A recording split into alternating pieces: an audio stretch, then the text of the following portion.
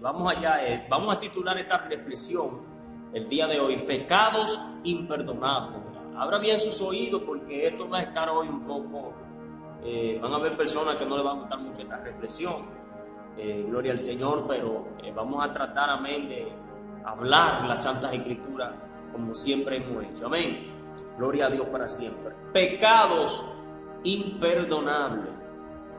Bueno, ustedes ya sabrán, esta es ya el capítulo 4 de esta serie que estamos llevando, un momento de reflexión, amén. Así que si usted no ha visto los capítulos anteriores, pues entonces vaya y vea.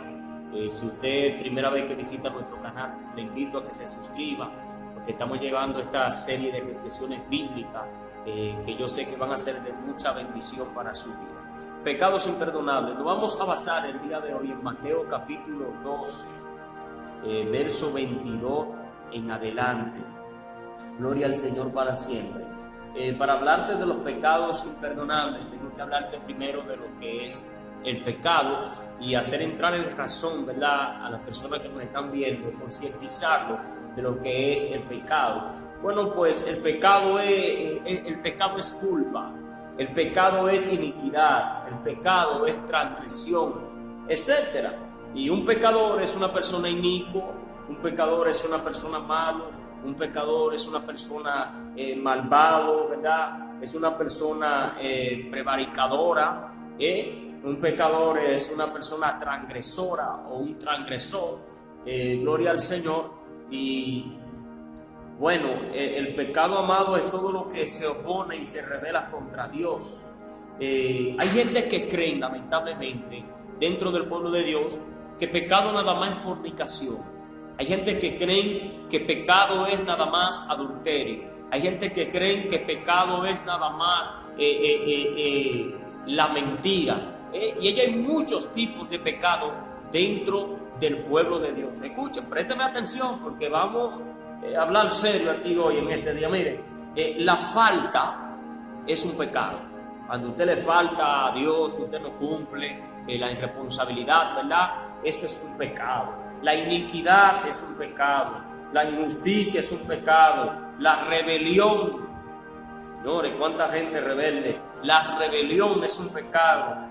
Número 5, la soberbia es un pecado. Número 6, la culpabilidad es un pecado. Hay personas que Dios hace mucho tiempo los perdonó porque ellos se humillaron, pero todavía ellos en su interior sienten culpabilidad. Mientras estés así, hermano mío, y ese pecado no se ha quebrantado, estás en pecado. Errar, o desviarse de los estatutos, de los mandamientos de Jehová. Yo no voy a describirle todos estos puntos que le estoy tocando, porque entonces esta reflexión se extendería demasiado, pero estoy tratando de mencionarle algunos que quizás luego más adelante podamos irla detallando. Gloria al Señor. 8, la desobediencia. La palabra de Dios dice que toda, no una ni dos, toda desobediencia es pecado. 9, calumnia, crítica, chisme, todo eso es pecado, amado. Contienda, disensión, herejía. Número 10, la ira, todo eso es pecado. Gloria al Señor. Entonces pecado es todo lo que se opone a Dios.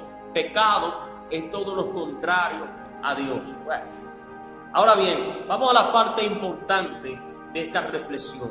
Pecados imperdonables. ¿Cuáles son los pecados imperdonables? ¿Cómo describir? ¿Cómo entender? ¿Cómo comprender? Y agárrese porque lo que viene es fuerte. Mire, número 1, los que primeramente conocen la gente como pecado imperdonable es la blasfemia contra el Espíritu Santo. Y hay unos pasajes bíblicos donde Jesús habla, digo uno porque están en los 4 evangelios, ¿verdad? Donde Jesús habla de que pueden decir lo que quieran sobre el Hijo, pero que el que blasfeme contra el Espíritu Santo de Dios no tiene perdón. Escúchese esto y vamos a hablar claro, porque hay personas que tienen ese temor dentro de sí, de wow, yo quizás pequé alguna vez contra el Espíritu Santo, blasfemé. Escuche esto, en el capítulo 12 del Evangelio de Mateo, a la altura del verso 22, capítulo 12, verso 22 en adelante, que es donde nos vamos a fundamentar para poder explicar a la persona sobre estos pecados imperdonables. Dice que Jesús, en un momento determinado, vino a echar fuera un demonio que estaba dentro de un cuerpo de un joven, el cual era sordo mudo. Y cuando Jesús echa fuera este demonio y lo reprende, usted sabe qué sucede, que la gente, en vez de maravillarse, en vez de glorificar a Dios, los escribas, los fariseos, lo que empezaron fue a injuriar, lo que empezaron fue a hablar mal, ¿verdad?, de Cristo, y a blasfemar contra el Espíritu Santo. Entonces ahí donde en el verso 26 Jesús le dice, desde el 25, Jesús dice que sabiendo los pensamientos de ellos, le dijo que ningún reino dividido entre sí puede prevalecer, y que si él echa fuera demonios en el nombre de Belcebú, como ellos estaban diciendo, porque ellos decían, este echa fuera demonios en el nombre de Belcebú, príncipe de los demonios. Bueno, Jesús le dice, sabiendo los pensamientos de ellos, escudriñando sus corazones, le dice, sabiendo Jesús los pensamientos de ellos, le dijo, todo reino dividido contra sí mismo es asolado, y toda ciudad o casa dividida contra sí misma no puede permanecer. No permanecerá. Y en el verso 26 entonces dice, y si Satanás echa fuera a Satanás, contra sí mismo está dividido, ¿cómo pues permanecerá su reino? Jesús se le está haciendo una pregunta, le está interrogando a ellos. Y en el verso 27 entonces Jesús le dice, si yo echo fuera demonios por Belcebú, ¿por quién los echan vuestros hijos? Escuchen esto, por tanto ellos serán vuestros jueces. Los escribas y los fariseos, este versículo nos da a entender que ellos sabían y entendían que Jesús venía de parte de Dios. Incluso, no solamente Nicodemo, hubieron varios fariseos que cuando se le acercaron a Jesús le decían, maestro, rabino, sabemos que ha venido de Dios, porque nadie puede hacer estas señales que tú haces. En una ocasión ellos se le acercan a Jesús y le dicen a Jesús, maestro, nosotros somos hijos de Abraham. Y Jesús le dice, vosotros sois hijos de vuestro padre el diablo. ¿Por qué? Porque las obras del diablo hacen. Si fueran hijos de Abraham, a mí me aceptarían. O sea, está dando a entender que ellos sabían, ustedes saben, eso es lo que le está diciendo, ustedes saben muy bien que yo vengo de parte de Dios, pero no me quieren aceptar. Al mismo Nicodemo, cuando viene y le dice esto también a Jesús, ¿sabe lo que Jesús le dice? Jesús le dice a Nicodemo, lo que vemos hablamos, y lo que hemos oído testificamos. O sea, ustedes me conocen, ustedes saben que yo vengo de parte de Dios. Las obras hablan por sí solas, las señales hablan por sí solas. Yo he dado motivo de más, mucho con demasiado, para que ustedes entiendan que yo vengo de parte de Dios. Ahora, el pecado es que ustedes no me quieren aceptar como hijo de Dios. Gloria al Señor. Entonces aquí en el verso 30 dice, el que no es conmigo contra mí es, y el que conmigo no recoge desparrama. Por tanto os digo, todo pecado y blasfemia, agárrese porque aquí es que viene lo fuerte. Dice, todo pecado y blasfemia será perdonado a los hombres, mas la blasfemia contra el Espíritu no será perdonada. Oiga esto, cualquiera que dijera alguna palabra contra el Hijo, dice el verso 32, le será perdonado. Pero al que hable contra el Espíritu Santo no le será perdonado ni en este siglo ni en el siglo venidero. Agárrese ahora, y que viene lo fuerte ahora. Ahora, vuelvo y pregunto lo que estoy explicando hace rato. ¿Sabían ellos que Jesús venía de parte de Dios? Sí, sabían que venía de parte de Dios. Lo que pasa es que ellos no lo querían aceptar, porque ellos habían enseñado de otra manera, ya que ellos eran los intérpretes de la ley, los escribas, los fariseos. Ellos habían interpretado de otra manera la venida de Cristo, de que Cristo iba a venir en su reino, iba a establecer un reino. Probablemente esperaban un Mesías que viniera resplandeciente en esplendor de gloria, y estableciera su reino en la tierra. No. Entonces ellos, al ver a este hombre que es hijo de un carpintero, dicen, no, este no puede. O sea, ellos sabían que venía de parte de Dios, pero no lo querían aceptar. Ellos sabían que Jesús era enviado de parte de Dios, que era el Hijo de Dios, pero no lo querían aceptar, y ese fue el pecado. Entonces, ¿cuál es el pecado de blasfemar? Muchas veces hay que tener cuidado con ver una persona danzando, con ver una persona predicando equivocando con ver una persona bajo la manifestación del Espíritu de Dios y decir, eso no es el Espíritu Santo, esos son demonios que hay ahí. Usted tiene que tener mucho cuidado porque eso es blasfemia. Y la blasfemia contra el Espíritu Santo no tiene perdón. Ahora quizá usted está diciendo, pero que yo quizá alguna vez lo hice inocentemente, ahora yo tengo miedo de que Dios me pecado. Bueno, ya usted está en un pecado de culpabilidad, que fue el número 6 que mencionamos. Amado, si usted lo hizo inocentemente, Dios no le va a tomar eso en cuenta. ¿Por qué no se lo va a tomar en cuenta? Porque Dios no es tan injusto como para tomar en cuenta algo que tú hiciste inocentemente. Me doy a entender, Dios te va a juzgar por lo que tú sabes, por el conocimiento que tú adquieres. Me doy a entender. Entonces, el problema de ellos era que ellos sí sabían que era el Espíritu de Dios que estaba sobre Jesús. Entonces querían quitarle esos créditos al Espíritu Santo y ponérselo a Satanás. Y eso fue lo que hicieron. Ellos quitaron ese atributo al Espíritu Santo de echar fuera demonios y se lo pusieron a Satanás. Cuando dijeron que por Belcebú Jesús echaba fuera demonios, ahí fue que se metieron en rojo. Ahí fue que ellos mismos se cerraron los cielos, blasfemaron contra el Espíritu Santo. ¿Tú sabes lo que ellos hicieron en ese momento? Negaron el poder del Espíritu Santo, se lo quitaron y se lo atribuyeron a Satanás, al maligno. Y es ahí donde está el problema. Por eso usted tiene que tener mucho cuidado con perseguir los ungidos de Dios. Predicadores que andan por ahí, yo vi uno que eso me da hasta pena y me da lástima, que él mismo se cerró los cielos. Y el peor error es que ellos creen que están bien. Y esa persona hablaba mal hasta de Gigi Ávila, y que todos los predicadores son del diablo, y que tienen el diablo, y que ellos sí tienen a Dios. Y usted sabe bien de lo que le estoy hablando, hermano. Entonces hay que tener mucho cuidado, porque usted está entrando en un pecado de blasfemia, en un pecado de contienda, en un pecado de distinción, de crítica, que eso Dios no lo quiere dentro de su pueblo. Entonces el problema de ellos, de la forma que blasfemaron, fue que le quitaron ese poder que le correspondía, esa adoración que le correspondía al Espíritu Santo, se la quitaron y se la atribuyeron a los demonios, diciendo, eso fue por el nombre del Belcebú, príncipe de los demonios, que echó fuera demonios. Entonces hay que tener mucho cuidado con eso. Usted ve una persona danzando, ahora que usted tiene conocimiento de eso, usted ve una persona hablando en lengua y usted decía, eso es la carne, esos son demonios, usted tiene que tener mucho cuidado. Mire, mejor cállese la boca y póngase a orar, porque este evangelio es demasiado fino, demasiado delicado. Este evangelio, mire, hay muchos que creen que están salvos, que tienen la salvación agarrada por la cola, y están bien equivocados, están errados. Entonces hay que tener mucho cuidado. Entonces ese fue el primer pecado que relata aquí la Biblia y nos enseña la Santa Escritura,